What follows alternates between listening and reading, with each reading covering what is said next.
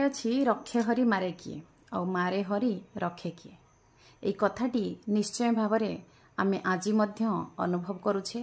ପୁରାଣ କାଳରେ ମଧ୍ୟ ଆମେ ଦେଖିଛେ, ବହୁତ କିଛି ପଢ଼ିଛେ। ଏଇ ଯେମିତି ପାଣ୍ଡବ କୌରବଙ୍କ କଥା ମହାଭାରତରେ ଯେତେବେଳେ ସେମାନେ ସାଙ୍ଗ ହୋଇ ବଡ଼ ହେଉଥାନ୍ତି ଏବଂ ଗୁରୁ ଦ୍ରୋଣଙ୍କ ପାଖକୁ ଶିକ୍ଷା ଲାଭ ପାଇଁ ଯାଇଥାନ୍ତି, ଶିକ୍ଷା ଲାଭରୁ ପ୍ରତ୍ୟାବର୍ତ୍ତନ କରି ଯେତେବେଳେ ରାଜସିଂହାସନରେ ଯୁଧିଷ୍ଠିରଙ୍କୁ ରାଜା କରାଗଲା, ସେତେବେଳେ ମୂଢ଼ମତି ସେ ଦୁର୍ଯ୍ୟୋଧନ ଚକ୍ରାନ୍ତ କରି ଯେଉଁ ଘରରେ ବନ୍ଦୀ କରିଥିଲା ପାଣ୍ଡବମାନଙ୍କୁ, ତାଙ୍କୁ ସମସ୍ତଙ୍କୁ ଜଳେଇ ଦେବା ପାଇଁ।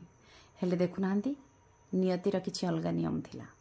ସେଇଥିପାଇଁ ସେମାନଙ୍କ ଚକ୍ରାନ୍ତରେ ସେମାନେ ଫେଲ୍ ହେଇଥିଲେ ଏବଂ ପାଣ୍ଡବମାନେ ବଞ୍ଚି ଯାଇଥିଲେ। ତାପରେ ମଧ୍ୟ ଚକ୍ରାନ୍ତରେ ସଫଳ ହୋଇଥିଲେ ଯେ ସ୍ୱୟଂବରରେ ଦ୍ରୌପଦୀଙ୍କୁ ବିବାହ କରି ପଞ୍ଚୁପାଣ୍ଡବ। ଏମିତି ଗୋଟେ ପରେ ଗୋଟେ ଶତ୍ରୁ ତାର ଚକ୍ରାନ୍ତ ଚଲେଇଥାଏ ଏବଂ ବିଜୟ ପ୍ରାପ୍ତି କରିବା ଲୋକ ବିଜୟ ପ୍ରାପ୍ତ କରିଥାଏ। ତେଣୁକରି ଏଇଟା କିଛି ବଡ଼ କଥା ନୁହେଁ, କିନ୍ତୁ କଥାଟା ହେଉଛି ଆମର ଯେଉଁ ଯୋଜନା ତାଠାରୁ ବହୁତ ଗୁଣ ଅଧିକା ଭଗବାନଙ୍କର ଯୋଜନା ହିଁ ଚିରସ୍ଥାୟୀ ହୋଇଯାଏ ଏବଂ ସେଇଟା ହିଁ କାମରେ ଆସେ। ତାଙ୍କ ଯୋଜନାଟା ହିଁ କାମରେ ଲାଗେ।